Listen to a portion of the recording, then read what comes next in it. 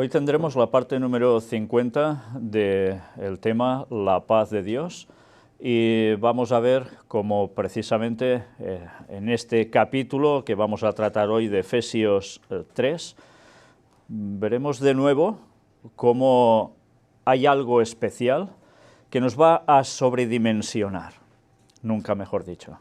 Vamos a dar inicio con una oración. Padre nuestro, te agradecemos, Señor, por estos momentos que nos das de poder estudiar tu palabra todos juntos. Y te queremos pedir que sea el Espíritu Santo el que nos vaya guiando siempre para conocer toda la verdad y que ese conocimiento sea para ponerlo en práctica, sea para vivirlo y para compartirlo.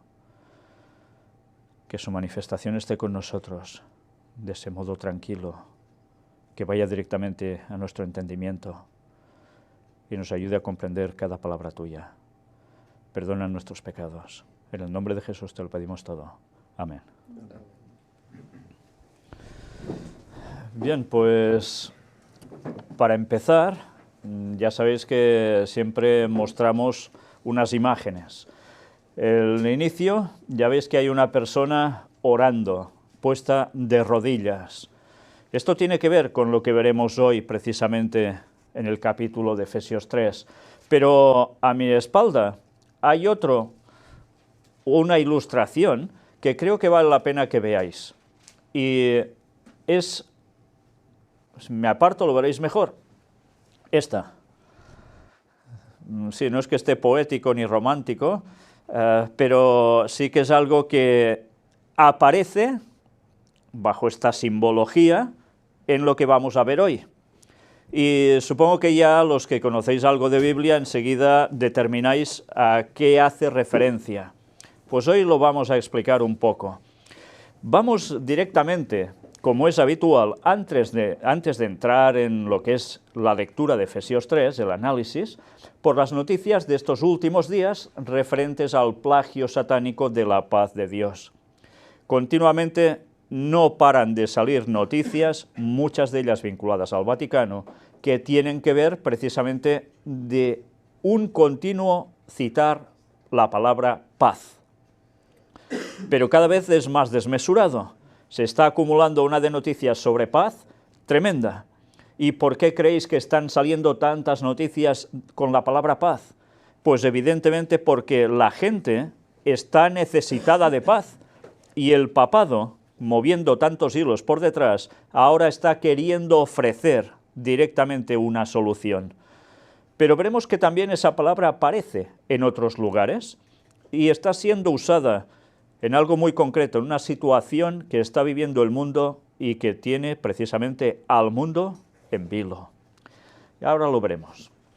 Empezamos precisamente, mira por dónde, con el Papa, para variar. El Papa en Portugal agradecerá el don que Fátima significa para la Iglesia y el mundo. El rector del santuario dice, permitirá oír la voz profética del Papa. Y además presentan el logo de la visita, que es el que veis allí, que no es otra cosa que un rosario haciendo también, mira por dónde, qué casualidad, la forma del corazón que hemos puesto nosotros en la ilustración. Sí, no lo he hecho adrede, que conste, no lo he hecho adrede. Pero es una vez más significativo, porque fijaos que en ese corazón, con ese rosario, con una cruz central, ¿qué incluye dentro? El Papa Francisco y ¿quién más? La Virgen de Fátima. Ya sabéis que es un año muy especial para Fátima. Y fijaos justo abajo que pone, con María peregrino en la esperanza, en la paz. Pues ahí está. La paz asociada ¿a quién? Al papado y a la Virgen. Es curioso, le llaman una voz profética del Papa. Bien, esto lo mostraremos y hablaremos con más detenimiento en las noticias de actualidad en relación con la profecía. Pero mirad, cómo no, con María peregrino en la esperanza y en la paz. No dice con Dios, sino con María. Una vez más, quien lleva la paz parece ser que no es Dios, es María.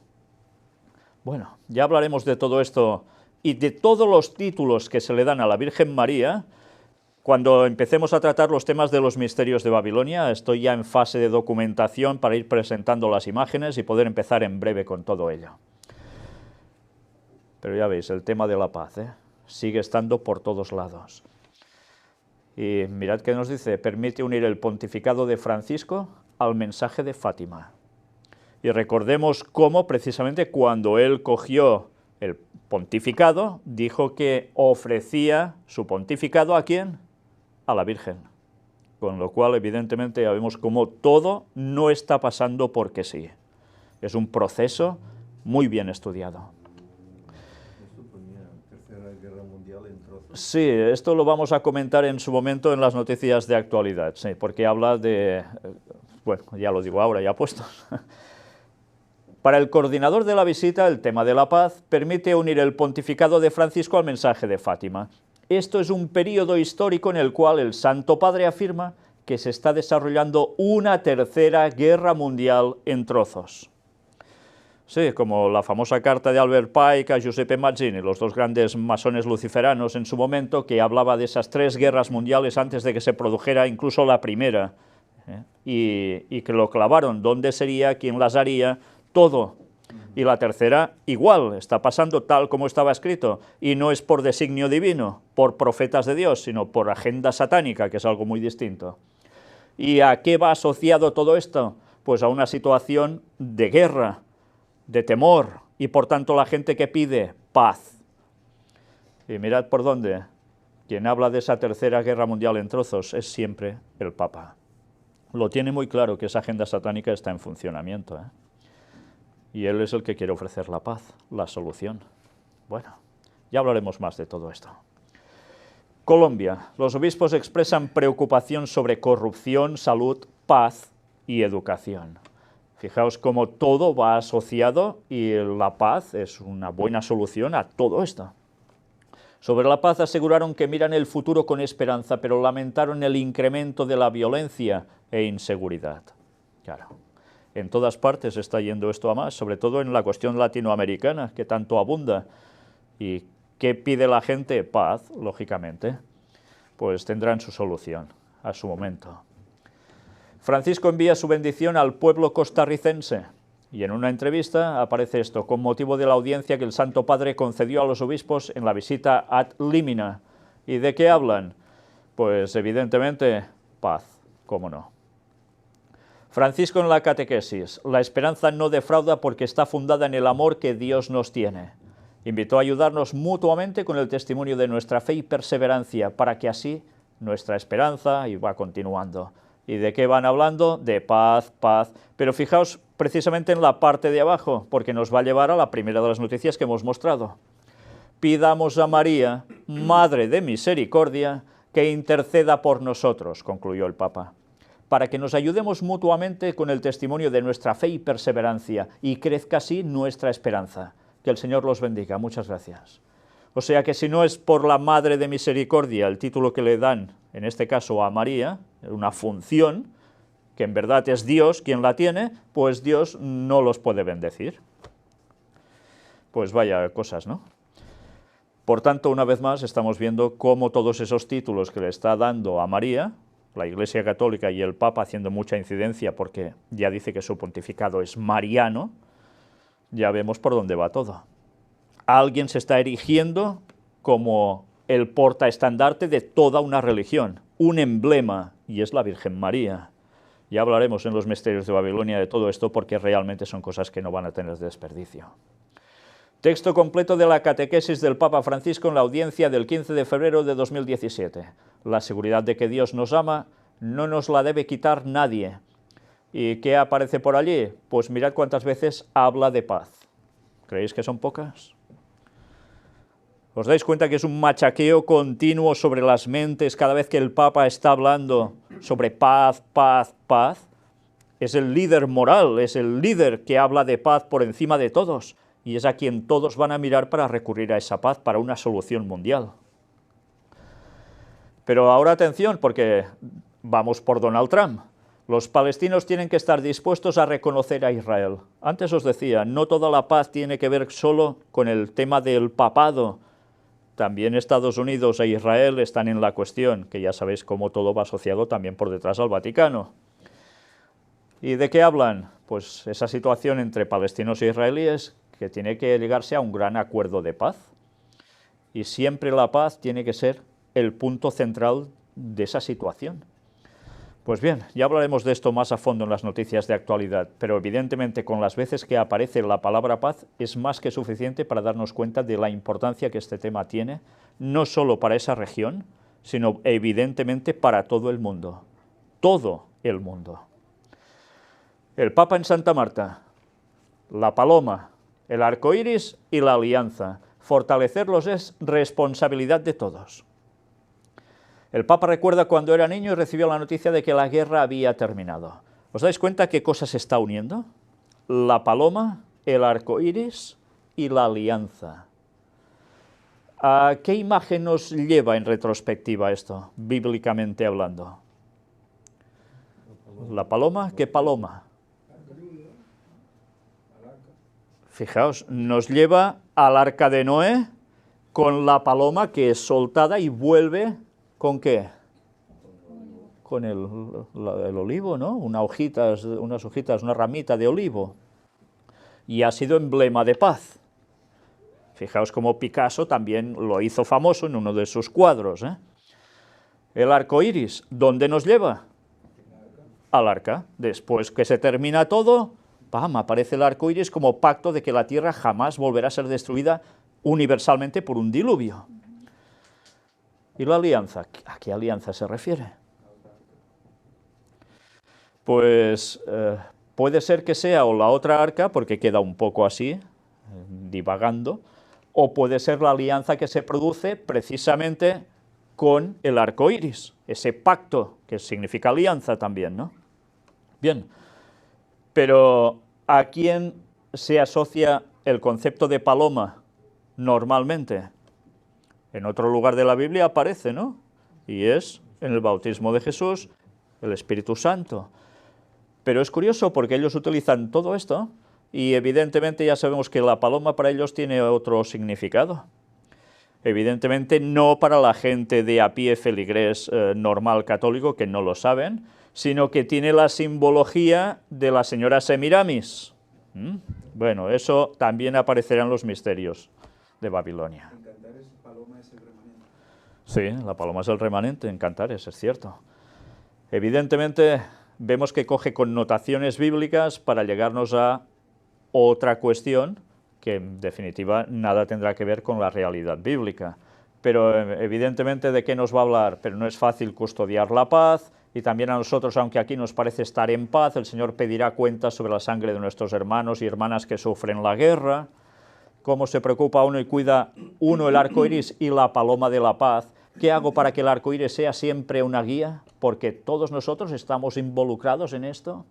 Fijaos cómo habla de toda una paz a nivel mundial que nos afecta absolutamente a todos. Por tanto, Él es el que ofrece esa solución de paz y todo el mundo deberá hacer caso.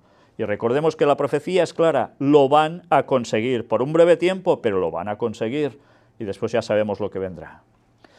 Pues bien, este es un repaso de, no todas, porque aún ha habido más noticias, pero creo que con estas eran suficientes, sobre ese plagio satánico que está trabajándose tanto, especialmente desde el Vaticano, para conseguir un propósito, una agenda marcada satánicamente, que va a embaucar al mundo entero.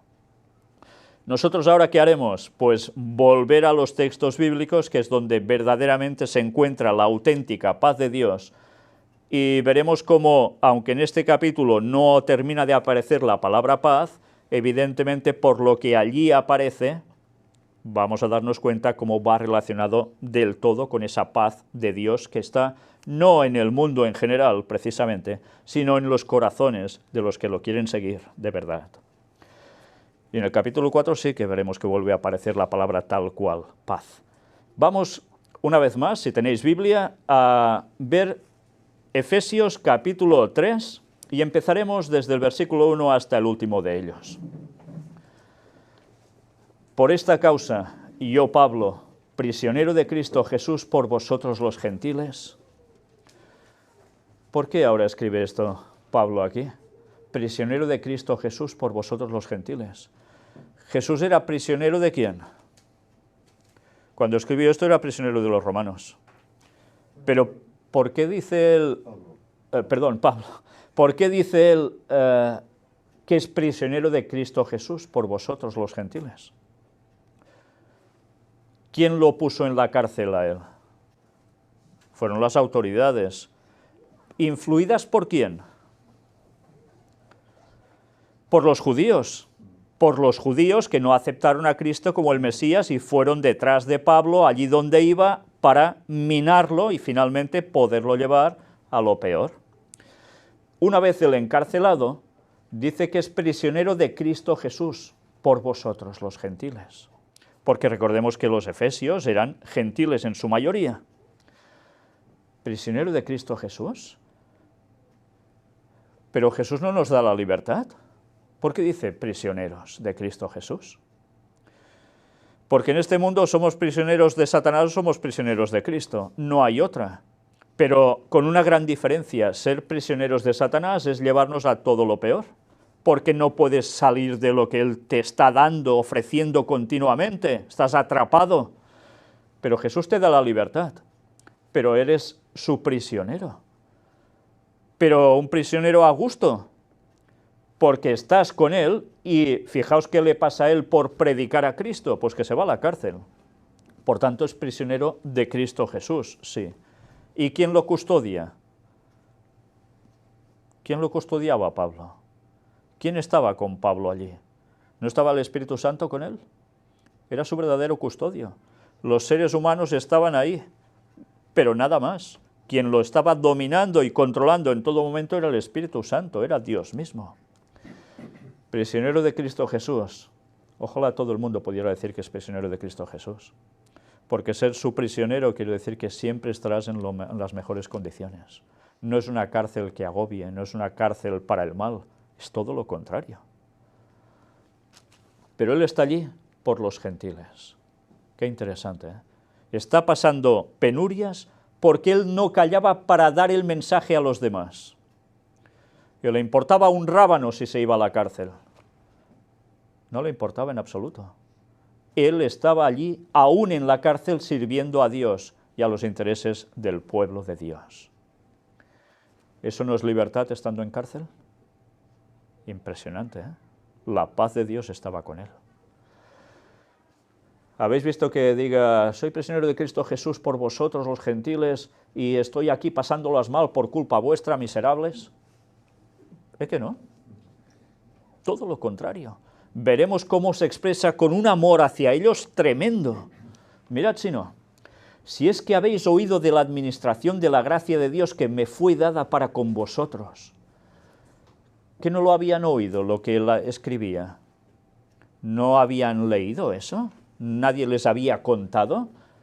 Claro, ya lo sabían. Prácticamente todos, quizá había gente nueva que no había recibido otras cuestiones sobre Pablo, pero ya sabían que había la administración de la gracia de Dios dada para con vosotros. Claro que sí. Pablo era el ministro que les estaba administrando, precisamente. ¿Os habéis fijado? Ministro, administrar. Ahora parece ser que los ministros a nivel político solo son los que administran los de Hacienda, ¿no? Bueno, no, deberían ser todos, pero a nivel cristiano, cualquiera que esté predicando y cualquiera que esté dando el mensaje debe administrar la gracia de Dios a los demás. Tiene que darla en su momento, del modo adecuado. ¿Cómo se administra la predicación? Llegáis a una persona y enseguida le decís, el mundo se acaba, vais a morir todos. ¿Verdad que no? ¿Verdad que les iréis ofreciendo el mensaje en consonancia a lo que pueden ir captando? Eso es administrar la gracia, el mensaje de la salvación gratuita de Dios por ellos. Y le fue dado para con vosotros, dice, para dárselo a ellos. Pablo no fue elegido por Dios para que el mensaje se lo quedara para él. Pablo fue elegido para dar el mensaje a los demás. Y lo hizo a pesar de que le costara la cárcel. Y fijaos cuántas veces, es que si digo algo ahora tendré problemas. Me callo porque tendré problemas con la familia, o en el trabajo, o con los amigos, o cuantas cosas más. ¿A Pablo le importaba eso? Ya lo veis lo que le importaba. Seguía dando testimonio aún estando en la cárcel. Que por revelación me fue declarado el misterio, como antes lo he escrito brevemente. Por revelación le fue declarado el misterio. ¿Qué revelación tuvo Pablo? ¿Lo recordáis? Estuvimos tratando de ello. Cuando está persiguiendo a los cristianos, ¿qué le sucede? Que se le muestra una gloria de Dios, Jesucristo, ya resucitado, se le muestra y lo tumba, lo deja, ¿cómo? Sin visión. ¿Y qué sucede? ¿Se queda así y ya está? No. Después, cuando todos sabemos el proceso de esa sanación, entre comillas, ¿qué hace? Se va a un lugar lejano, a un lugar donde había estado alguien antes, y era Elías, en Arabia Saudita actualmente, donde Dios le dio los 10 mandamientos a Moisés. Y allí él, ¿qué recibe? Revelación directa de Dios. Y él conoce el mensaje del cristianismo a fondo, no porque se lo ha dado el apóstol Juan, ni se lo ha dado Tomás, no, porque Dios mismo se manifiesta y le cuenta las cosas, le muestra las cosas, a tal punto que ve cosas de las regiones celestes, ¿verdad? Bueno, pues es por revelación que él recibe el misterio. ¿Qué misterio? ¿Por qué nos habla de un misterio aquí? ¿Cuál es ese misterio? El misterio de la salvación. El misterio que ya vimos anteriormente, que tiene que ver con algo que el Señor sabía que sucedería y no lo había dicho a nadie. Y lo sabía por siglos eternos en el pasado, desde siempre, porque es Dios. Y era que habría rebelión en el cielo. Era que habría rebelión después en la tierra arrastrando a Lucifer, convertido ya en Satanás, adversario de Dios, a la gente, al mundo. Y era que aparecería una solución, que sería Cristo muriendo por nosotros. Ese era el misterio, guardado por Dios desde tiempos inmemoriales, y ahora revelado. Ese era el misterio que Pablo ya había recibido. Y dice, como antes lo he escrito brevemente, y ya nos habló de ello. Leyendo lo cual podéis entender cuál sea mi conocimiento en el misterio de Cristo. Claro, si leemos, y ellos hacían lo mismo, leer lo que Pablo les había escrito, entenderían cuál era el conocimiento que él tenía del misterio de Cristo. Porque claro, no tendrían dudas. Sabrían que era una revelación directa de Dios, que no contradecía lo que decían el resto de discípulos. Nada, para nada. Y era verdad. Misterio que en otras generaciones se dio a conocer a los hijos de los hombres, como ahora es revelado a sus santos apóstoles y profetas por el Espíritu. Por tanto, ese misterio, ¿cuándo fue revelado? ¿Solo a Pablo? ¿Solo a los discípulos y apóstoles que estaban haciendo también función de profetizar como profetas? Dice que se dio a conocer a los hijos de los hombres en otras generaciones, años atrás. ¿Y qué había años atrás de Pablo? Pues hemos de coger la Biblia, hacer un poco de historia y vemos que desde Génesis, desde Adán, se le revela a Adán el plan de salvación.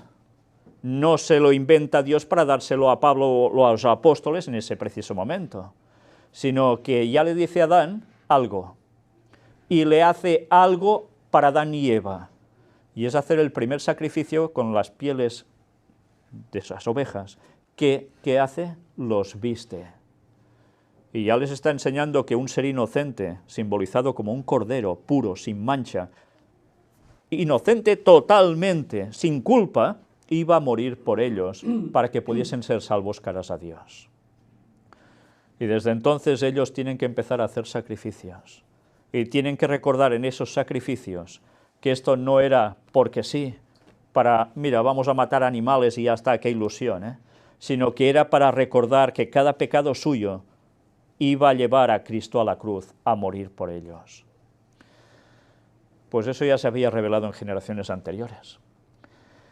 Que los gentiles son coherederos y miembros del mismo cuerpo y copartícipes de la promesa en Cristo Jesús por medio del Evangelio. ¿Qué es ser coherederos? Que eres heredero con alguien más. ¿Y quiénes serían estos otros más? ¿Quiénes serían? Ellos que eran gentiles, ¿no? Ser coherederos de algo muy bueno en Cristo, ¿qué implica? Pues que ya no habría dos pueblos, ya no habría gentiles y judíos, todos serían uno en Cristo, todos serían coherederos en Cristo. Que los gentiles son coherederos y miembros del mismo cuerpo. Ya no debería haber eso, no, aquí hay que judaizar, si no tú ya no eres de los nuestros. O guardas las festividades judías y dices solo los nombres de Dios en hebreo, o no eres de nosotros. No, señores, esto ya no tocaba. Ahora todos eran uno en Cristo. ¿Y qué más nos dice? De la promesa en Cristo Jesús por medio del Evangelio. ¿Cuál es la promesa de Cristo? La promesa de la salvación que nos ofrece gratuitamente y de su retorno. ¿No fue promesa de Cristo que Él iba a preparar moradas para nosotros y luego volvería a buscarnos para llevarnos allí? Estaba profetizando su segunda venida. Y eso es lo que todos debían aceptar, fueran judíos o fueran gentiles. Y todo por medio del Evangelio, las buenas nuevas, del cual yo fui hecho ministro por el don de la gracia de Dios que me ha sido dado según la operación de su poder. Él lo dice claramente, fue hecho ministro por el don de la gracia de Dios. ¿Por mérito propio? No, por la gracia de Dios. Él seguía escribiendo, y ya lo veremos, como siempre tiene en mente su pasado. Su pasado hace que él no se ensoberbezca sobre los demás. Pablo podía ser el número uno tranquilamente de todos, porque tenía unas cualidades, unas capacidades tremendas. Pero él recordaba lo que había hecho contra Cristo. ¿En quién? En los seguidores de Cristo, persiguiéndolos. Y él sabía que había hecho mucho daño. Y él se sentía siempre como un miserable por eso. Y por eso no entendía, como creo que ninguno de nosotros entiende, que siendo tan ceporros como somos, Dios nos elija para seguir dando la palabra a los demás, y nos perdone, y nos ayude a pensar que pronto volverá, y pronto podremos estar con Él, sin mérito alguno nuestro. Esto es una auténtica maravilla, es la gracia de Dios. A mí, que soy menos que el más pequeño de todos los santos, me fue dada esta gracia de anunciar entre los gentiles el evangelio de las inescrutables riquezas de Cristo. ¿Os dais cuenta por qué lo dice? Esta es la cuestión. Él se consideraba el menos, el más pequeño de todos los santos. Y ahora tú lo miras desde tu perspectiva y dices, ostras, pues si Pablo se consideraba esto, bueno, nosotros que somos, colillas pisadas, ¿eh? Claro, si era increíble.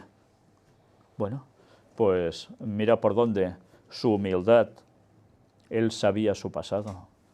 ¿Y alguno de nosotros puede alardear de que nunca ha pecado? Pues si alguien puede hacerlo, que tire la primera piedra, ¿eh? La gracia de Dios es la sanación, la salvación ofrecida, solo por querer cambiar y seguirlo. Y eso sí que da paz, la única paz. Me fue dada esta gracia de anunciar entre los gentiles el evangelio de las inescrutables riquezas de Cristo. Recordemos que Pablo es dado a los gentiles y Pedro básicamente trabajaba por los judíos, igual que el resto de apóstoles. Pero él tenía que ir a ver a los gentiles, salir de la periferia donde estaba, fuera, y buscar a los demás. ¿Os habéis fijado que el Papa está haciendo lo mismo y diciendo lo mismo? Salid a la periferia. Y que vayan trabajando por las calles, en las iglesias, donde sea, en las parroquias, y haciendo cosas, moviendo a la gente, haciendo lío, para que todos conozcan el mensaje. Eso es lo que está diciendo el Papa. Una vez más es lo mismo, el plagio satánico de lo que cualquier cristiano debería estar haciendo, y él ya hizo en su momento. ¿Y cuáles son las inescrutables riquezas de Cristo? ¿Qué es una cosa inescrutable? Difícil de saber, ¿no? Bueno, pues las riquezas de Cristo es todo lo que Dios nos da. Nos da la salvación, nos puede transformar, nos tiene preparado algo especial en el cielo y después aquí en la tierra.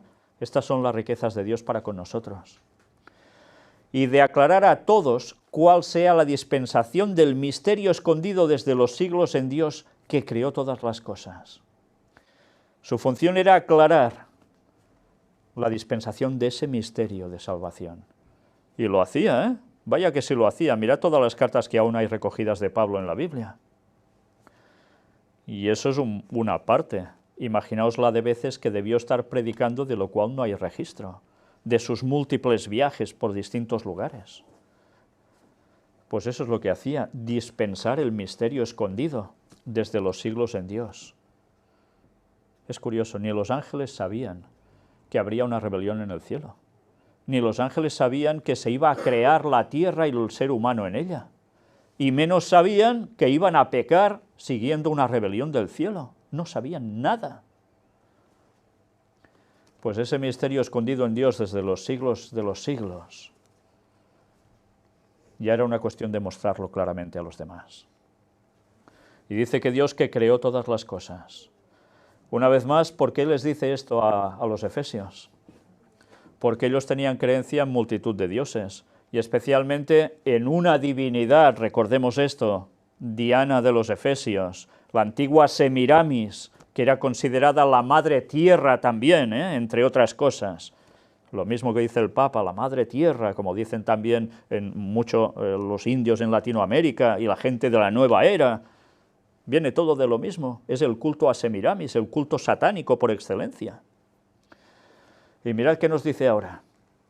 Para que la multiforme sabiduría de Dios sea ahora dada a conocer por medio de la Iglesia a los principados y potestades en los lugares celestiales. La multiforme sabiduría de Dios. Cuando dice multiforme, bueno, ya sabéis que Pablo siempre suele utilizar unas palabras que todo le da más abundancia, lo hace más grande. La multiforme no es solo una forma, son muchas formas distintas de sabiduría de Dios. ¿Y qué dice? Sea ahora dada a conocer por medio de la Iglesia. Hay personas que dicen, no, Jesús no dejó instaurada ninguna iglesia, él solo predicó y ya está. Eso es falso. Les dice, id y predicad, y va haciendo toda una forma de proceder. Crea una iglesia, y Pablo es consciente de que el mensaje ha sido dado a la iglesia, no a Pedro, como un papa y luego todos a pasar por el aro haciendo una estructura piramidal. No. Dada a conocer por medio de la Iglesia. La Iglesia, todos deberían dar a conocer la multiforme sabiduría de Dios. ¿Y eso cómo se da a conocer? Predicando, no hay otra, y viviendo la fe, no hay otra. Pero fijaos, ¿dice solo a los seres humanos? ¿Sabéis que inconscientemente también predicamos a los principados y potestades en los lugares celestiales? ¿Quiénes son estos principados y potestades en los lugares celestiales? Son los ángeles y son todos los seres creados por Dios como humanos en tantos otros planetas habitados de este mundo. No de este mundo, perdón, de este universo, creado por Dios. ¿Y cómo les predicamos a ellos? ¿Vosotros habéis hablado alguna vez con un marciano, por decir algo, con un extraterrestre? ¿Verdad que no? Bueno, algunos dicen que sí, Algunos dicen que sí, no saben que han hablado con demonios, o que demonios han hablado con ellos. Y no extraterrestres tal cual pensamos. Todos esos extraterrestres, por decirlo de algún modo, que no son ángeles, que vienen aquí, todos estos están pendientes de lo que hacemos nosotros también. Y el poder de Dios se muestra en su pueblo, y la muerte de Cristo se mostró al universo entero. No solo era para una cuestión de los de aquí, también era para determinar al cielo entero que esa rebelión de Satanás iba a llevar a la perdición de todos. Y estaba en juego el trono de Dios, porque él lo quería usurpar. Estos principados y potestades siguen estando pendientes de nosotros. Y cada vez que una persona se convierte al Señor, se bautiza, en el cielo hay gran alegría, cantan, tocan de alegría. ¿Y el resto de mundos creados por Dios no? ¿Y nos ignoran? ¿No quieren saber nada de nosotros? Y están sufriendo por nosotros, porque somos el único mundo en todo el universo que ha pecado. Por tanto, somos testimonio, estamos predicando inconscientemente a todos. Y a los seres no caídos de otros mundos, ¿cómo le predicamos entonces? Pues viendo que la gracia de Dios de morir por nosotros es capaz de hacer transformaciones en las personas, para que puedan ser esos seres que vamos a cambiar, a sustituir lo que Satanás y sus ángeles en rebelión dejaron. Ya sabéis que fuimos hechos para sustituirlos a ellos. Toda esa cantidad de ángeles que se fueron del cielo expulsados, nosotros debemos suplirlos. Por eso ese odio de Satanás contra el ser humano. Y a todos les predicamos. Y también a esos principados y potestades de las regiones celestes que tienen que ver ¿con quién? Con Satanás mismo y sus ángeles caídos. Porque para ellos también somos un testimonio de lo que Dios puede hacer por el ser humano, transformando lo que ellos ya no quisieron y rechazaron. Conforme al propósito eterno que hizo en Cristo Jesús nuestro Señor. ¿Cuál es el propósito eterno? No es darnos la salvación, transformarnos. En quien tenemos seguridad y acceso con confianza por medio de la fe en Él. Tenemos seguridad y acceso con confianza. ¿Dónde tenemos seguridad y acceso con confianza? ¿La seguridad? ¿En qué sentido? ¿Alguien está seguro en este mundo? ¿Verdad que no? ¿En cualquier momento pasa algo y tu seguridad es falsa? ¿Se puede desvanecer en un momento y pasarte algo malo? La seguridad va mucho más allá de todo esto. Es la seguridad en la salvación. Y acceso con confianza. ¿Acceso dónde? Al trono de Dios. Cuando oramos, si no fuese porque Jesús muere por nosotros y está intercediendo en el cielo, nuestras oraciones no pasan del techo. Y en cambio, Dios las oye por ese sacrificio que hizo Jesús por nosotros. Por tanto, podemos tener seguro acceso y confianza de que eso es un hecho. Dios nos oye, está por nosotros. ¿Y eso cómo se consigue? Por medio de la fe en Él. Si uno rechaza a Cristo, se acabó. Por lo cual pido que no desmayéis a causa de mis tribulaciones por vosotros, las cuales son vuestra gloria. Mirad lo que se llega a preocupar por él mismo, ¿eh? No les dice, mirad qué mal lo estoy pasando. ¿Dice eso? Nada, todo lo contrario. No desmayéis por causa de mis tribulaciones por vosotros. Seguid firmes. ¿Desmayar qué es? Viene una flojera y que sí que no puedes mantenerte firme. Pues no tengáis esa situación pensando en mí, dice Pablo. Lo que debéis hacer es seguir, porque precisamente él cuando pasaba por esta situación, ¿qué era para ellos? Son vuestra gloria. Qué bonito, ¿eh? La gloria de ellos, ¿por qué? Porque estaban recibiendo la palabra de Dios a través de él y la podían seguir. Eso era la gloria para ellos. Si Pablo no pasara por esas cosas, quizás ellos, el mensaje no les hubiese llegado del mismo modo. No os preocupéis por mí, venía a decir, sino alegraos, en definitiva, por esto, porque así todos estamos en lo mismo para conseguir la salvación. Y mirad ahora y recordaréis la imagen de portada. Por esta causa, doblo mis rodillas ante el Padre de nuestro Señor Jesucristo. ¿Entendéis por qué he puesto esa escena de un hombre orando de rodillas? Pablo está describiendo esto, esa oración de doblando rodillas. ¿Qué quiere decir doblar rodillas? ¿Cuándo se doblan las rodillas? ¿Recordáis algún acto en concreto donde la gente dobla rodillas? Imaginaos en historia, un poco en general. Doblar rodillas es sumisión, ¿sí? Una rendición, ¿sí? Y alguien, cuando está de rodillas, es ante alguien. Y ese otro alguien, ¿qué? ¿Está de rodillas también?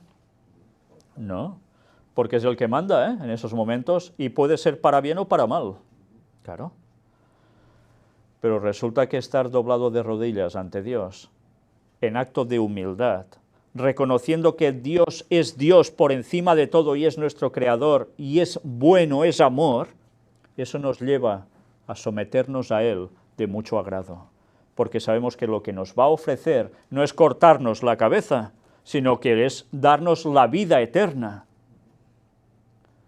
¿Y no es bonito esto? Pues mirad ahora qué nos va diciendo. De quien toma nombre toda familia, en los cielos y en la tierra. Por tanto, ¿somos familia de quién? ¿Solo de los creyentes? ¿Aquí? Sí, claro, hermanos en la fe nos llamamos, ¿no? No primos en la fe, que también hay de esos. Hermanos en la fe, muy bien. Pero ¿con quién más estás asociado entonces en familia? En los cielos y en la tierra, dice.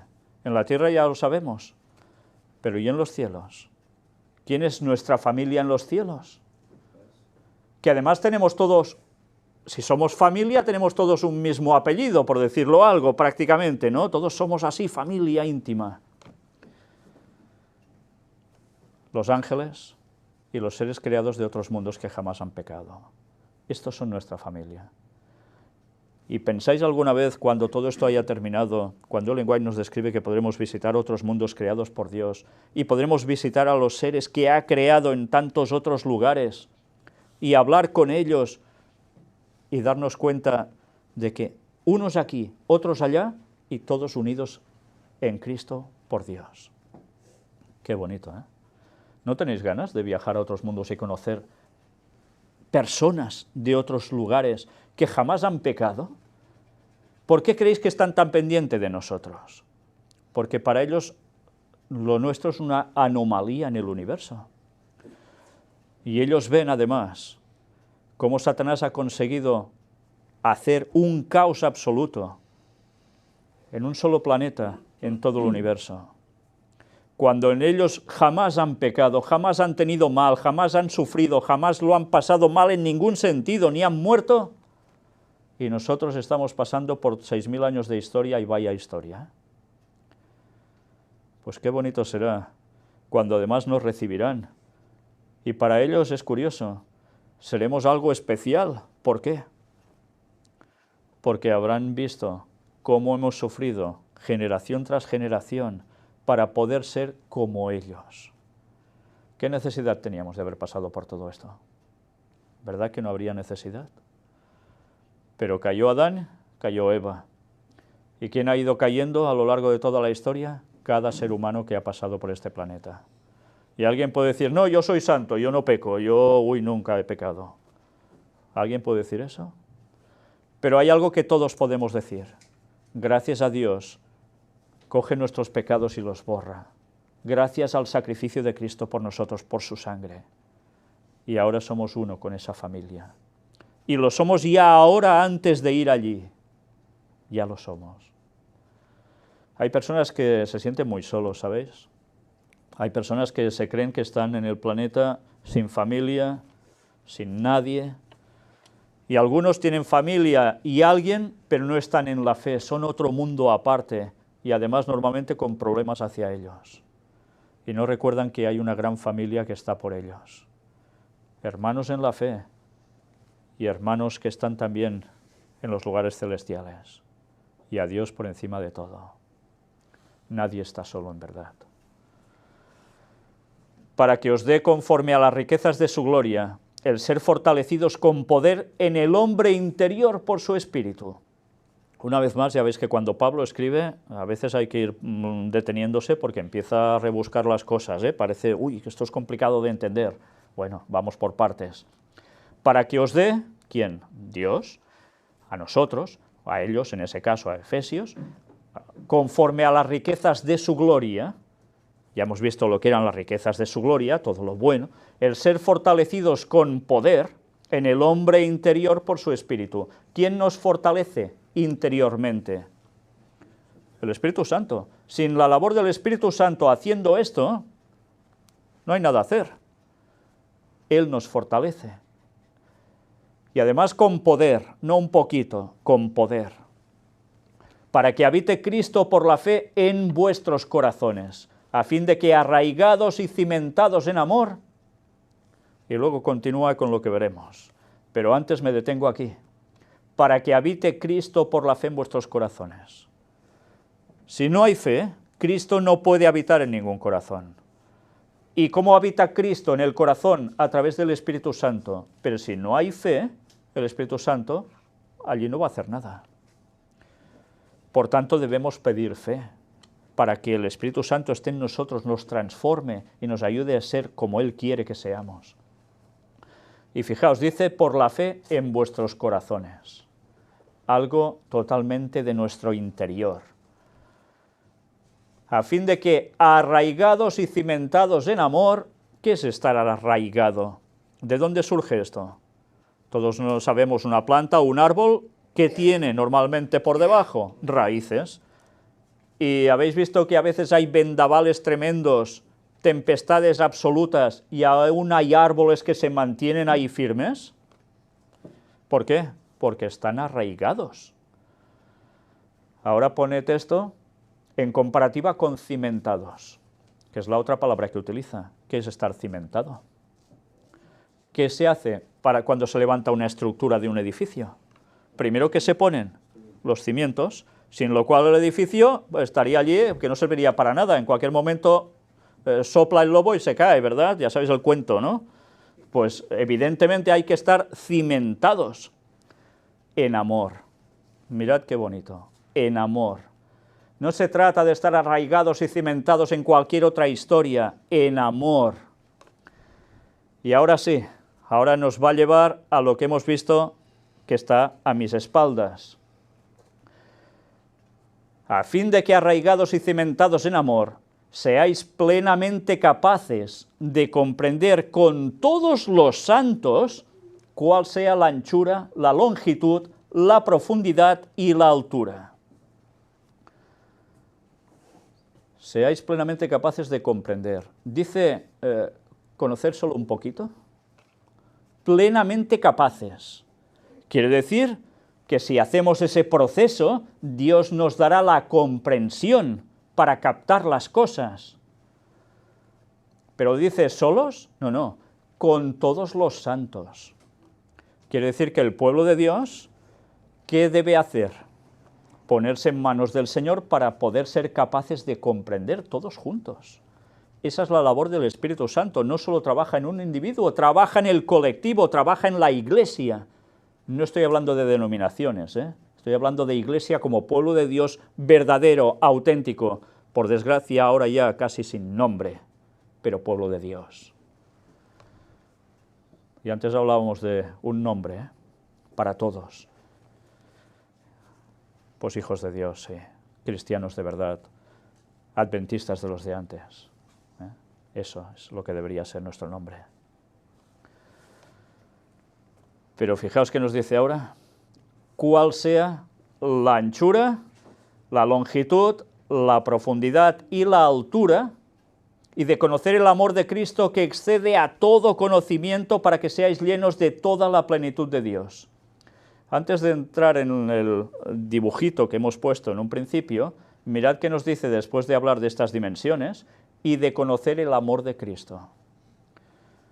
De eso debemos ser capaces, de comprender, de conocer el amor de Cristo. Pero ¿sabéis que el amor de Cristo es algo que seguiremos estudiándolo por la eternidad? porque jamás terminaremos de entenderlo, porque quedamos maravillados cada vez que pensamos en que, ¿cómo puede ser Jesús, que deja su trono en el cielo, que es nuestro propio Creador, lo deja todo para venir a sufrir y morir por nosotros para que pudiésemos ser salvos?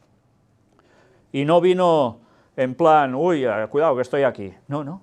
Si vino del modo más humilde y sufriendo como nadie, en todos los sentidos. ¿Y eso no es para maravillarse? ¿Y ver que está en la cruz y aún sigue pendiente de los suyos? Y resucita y se va y da todo un mensaje para que sigamos así. Este amor, si vosotros lo comprendéis a la perfección, yo no. Pero toda la eternidad estaremos así, si es que se puede decir toda a la eternidad. Para que seáis llenos de toda la plenitud de Dios. Sí, claro. Si no se comprende, no se puede conocer. Y para comprender, ¿qué debemos hacer? Tener una comunión. Es la forma de ir comprendiendo las cosas. Estar unidos en ese matrimonio con Cristo. Es la forma de ir entendiendo. ¿No habéis visto nunca una pareja que lleva no sé cuántos años juntos y que solo con las miradas ya de complicidad ya se lo están diciendo todo?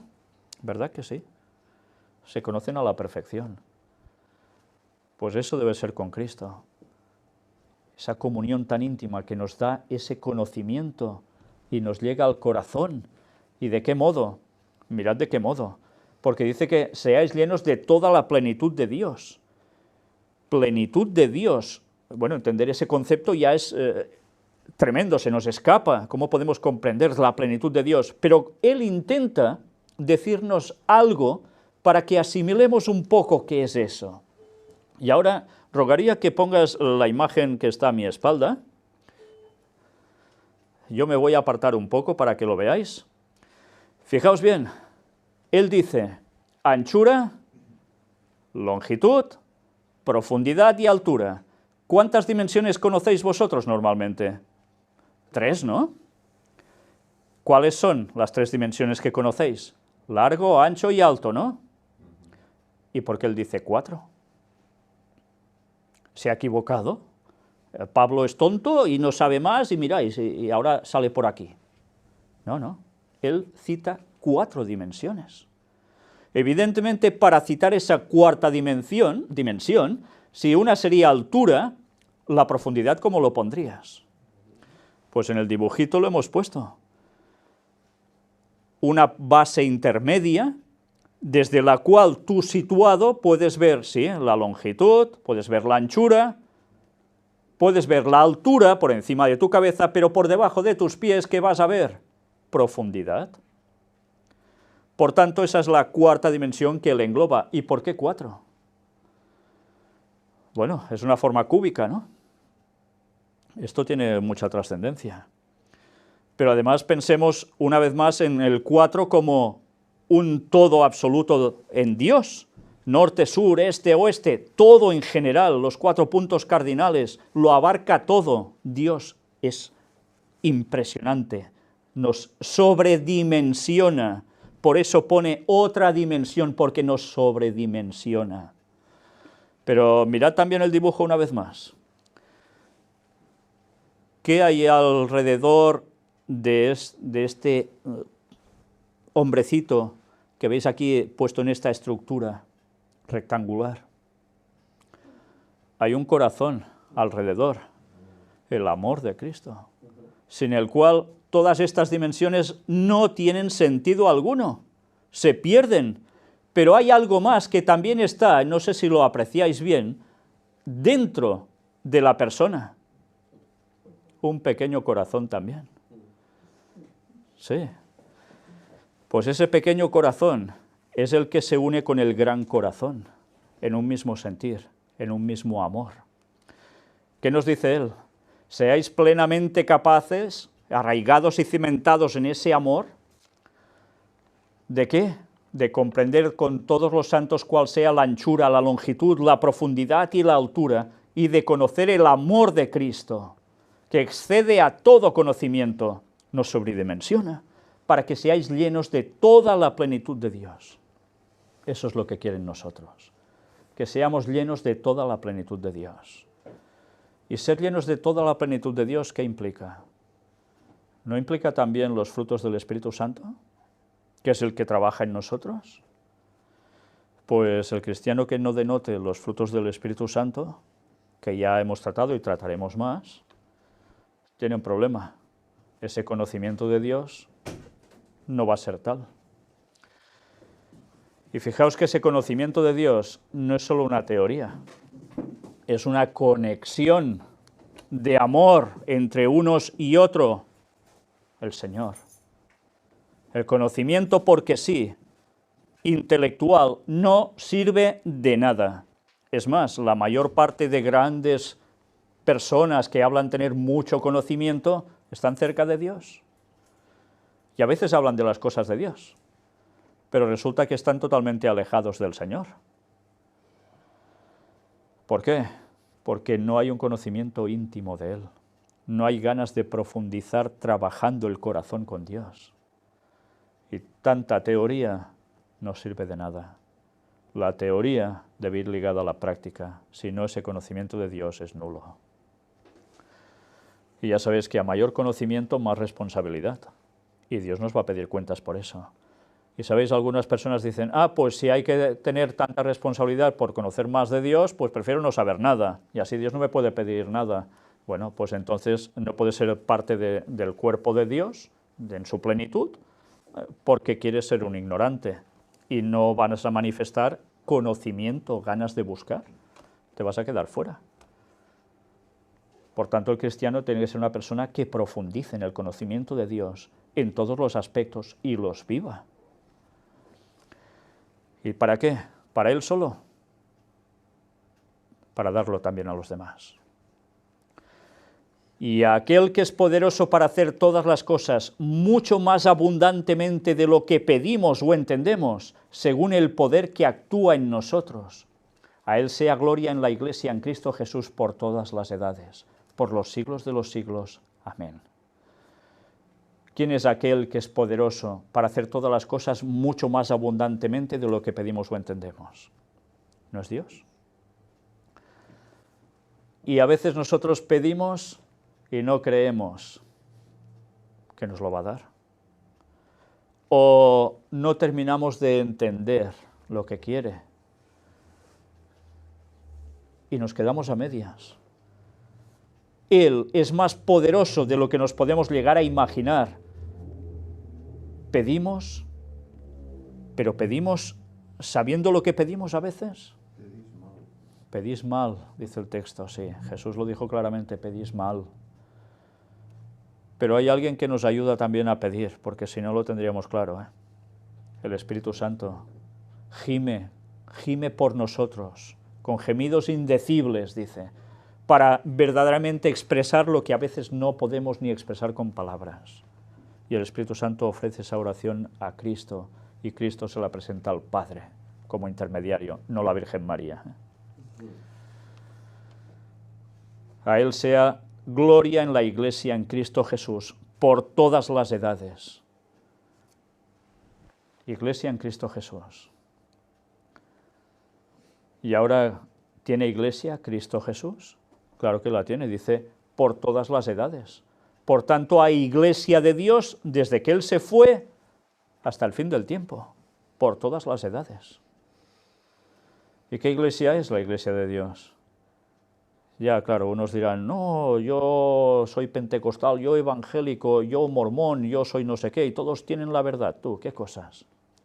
Hay una Iglesia de Dios, hay un pueblo de Dios. No, una denominación debe ser la Iglesia de Dios, las otras imposible. Bueno, es cierto que hay una denominación que tiene una gran verdad, eso sí. Pero Dios tiene pueblo aún en todas partes. Porque Dios tiene pueblo aún con personas que no saben toda la verdad, pero que de corazón quieren seguirle y buscan. Y así ha pasado a lo largo de muchos años. Pero ahora estamos llegando al fin de los tiempos. Y en este fin de los tiempos, sí que ese pueblo de Dios que está aquí o está allá, es llamado a salir de Babilonia, a salir de la confusión y abrazar la verdad, el mensaje del cuarto ángel. esa es la iglesia de Dios del último tiempo. Y esa iglesia es la que va a predicar la verdad tal cual es, hasta el momento en que ya no se pueda más. Esa es la iglesia en Cristo Jesús. No va a ser una iglesia con un nombre y ya está. Y todos, si estamos ahí, ya somos salvos. No. ¿Sabéis lo que dice Ellen White? Que ni uno de cada 20 de los que está incluso en la iglesia adventista van a ser salvos. Y lo repite varias veces, por si fuera poco. Ni uno de cada 20. Y toda la apostasía omega que tiene que venir aún más sobre la iglesia adventista va a provocar que realmente eso sea una verdad absoluta. ¿Y qué pasa con todas las personas que están abrazando el mensaje del pronto regreso de Cristo en 2031? ¿Qué sucede? Ya lo sabéis, ¿no? En las iglesias.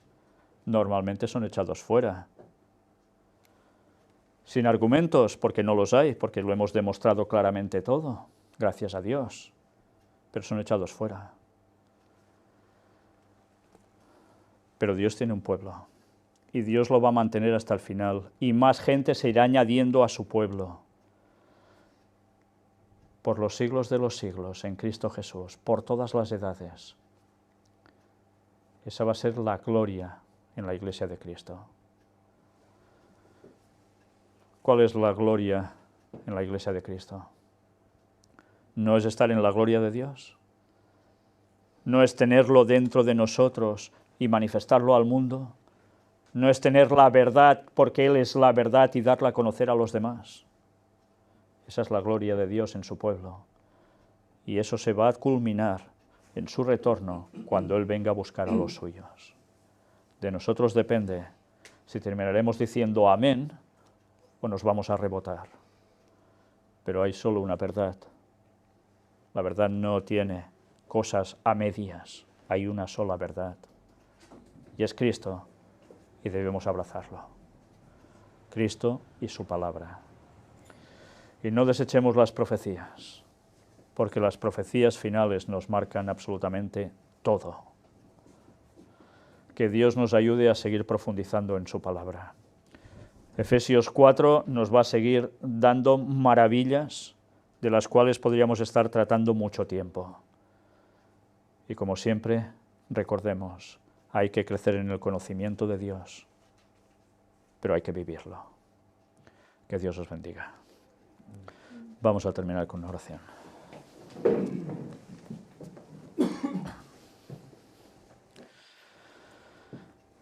Padre nuestro que estás en los cielos, estamos inmensamente agradecidos por todo lo que haces por tu pueblo, porque nos diste tu conocimiento, nos mostraste un camino, el único, auténtico camino, y nos ayudas a seguirlo, a pesar de las dificultades por las que podemos llegar a atravesar.